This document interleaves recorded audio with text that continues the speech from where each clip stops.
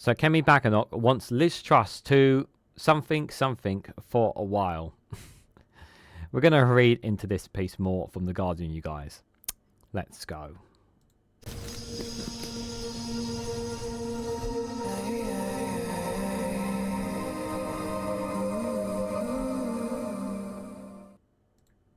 Good morning, good afternoon, good evening, wherever you are in the world. This is Reganelite here with an article from The Guardian with the headline that Kemi Badenoch wants Liz Truss to shut up for a while.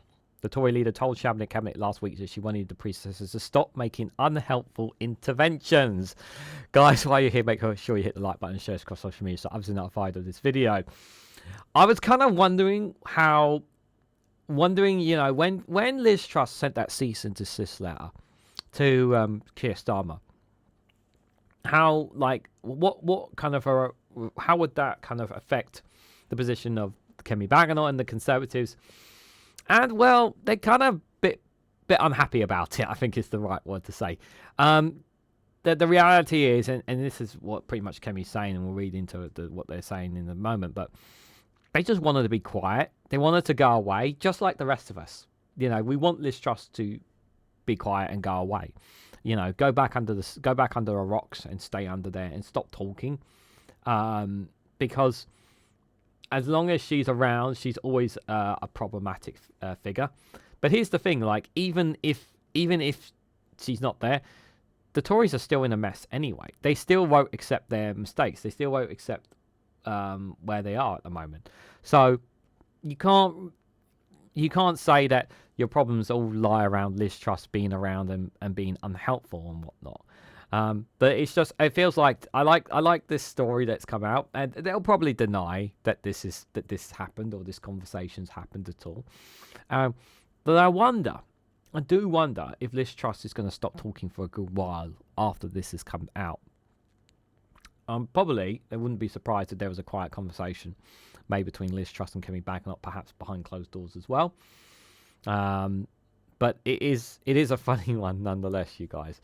But let's read into this one, guys. So Kemi Badenoch has told shadow ministers that she wants a period of silence from Liz Truss as the Conservative leader seeks to distance himself from her predecessor's economic legacy. Yeah, I wonder why.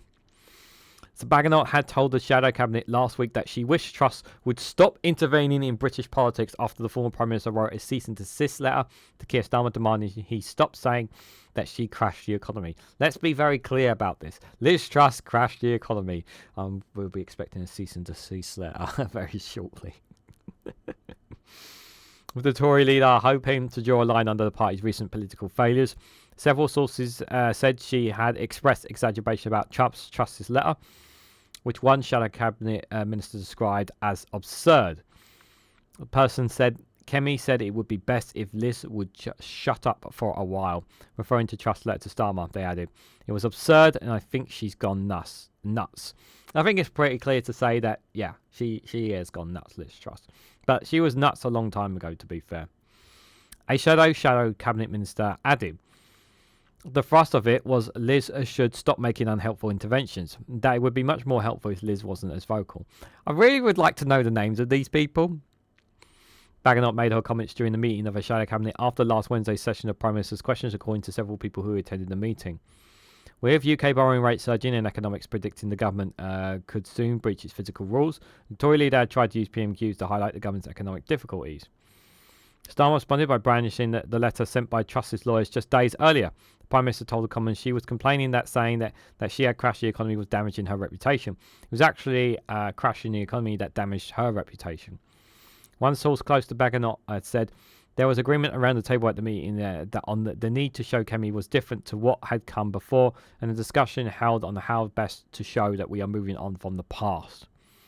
A spokesperson for Badenoch said she did not use the phrase shut up, but did not deny the main message of her comments. A spokesperson for Truss had been contacted for comment. That is not what she said. No, she implied that what she meant was she implied that she should just be quiet is what she's made, guys. Badenoch had promised to use this year to tackle the Tories' legacy from their time in power and rebuild trust with voters. The day after the Shadow Cabinet meeting, the Conservatives leader gave a speech in which she said the Tories made a mistake on immigration, exiting the EU without a growth plan and pursuing net zero. Some of the shadow cabinet are pushing for her to be more explicit in her rejection of Truss's economic agenda. And what they are saying would be a something movement. I can't say that word, sorry. Referring to the former Russian leader's denunciation of Stalinism in 1956. They are urging Badenoch to reject the economic philosophy behind Truss's mini-budget, which contains such large unfunded tax cuts that the markets rapidly lost faith in the UK and sent the country borrowing rates soaring. So far, Badenoch has stayed clear of criticising Truss, but tensions between the two have been revealed in this week's edition of The Spectator. The magazine reported that Truss told one of its journalists in Washington that she believed Badenoch to be a Michael Gove plant, referring to the former cabinet minister and now the magazine's editor. Oh, that's really delightful. Some senior Tories believe Badenoch should continue to avoid talking about Truss economic policies, not least because their party is now more trusted than Labour on the economy. The most recent poll by YouGov shows 22% of voters said they would trust the Conservatives to handle the economy, while only 60% say Labour. The survey found 27% didn't know. That's... You trust the Conservatives? Wow. Just shows how insane people are. One shadow cabinet minister said, "There is no need to speak about at length about trust and the mini-budget. We already tackled that during Rishi Sunak's time. It might deflect attention from the government's economic policies." Well, the reality is that Liz Truss did crash the economy, and it was under you guys. But here's the kicker, right? Is that even they can try to distance themselves from it. The reality is they're not sorry. Those who are in cabinet, those who have power, the party's not sorry.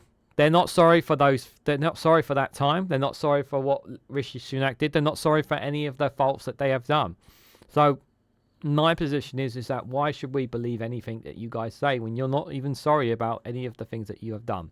You're not. You're not sorry about any of it. I find this hilarious. I really hope that Kemi did actually say the word "shut up" in the cabinet meeting, in their cabinet meeting. I really hope she did.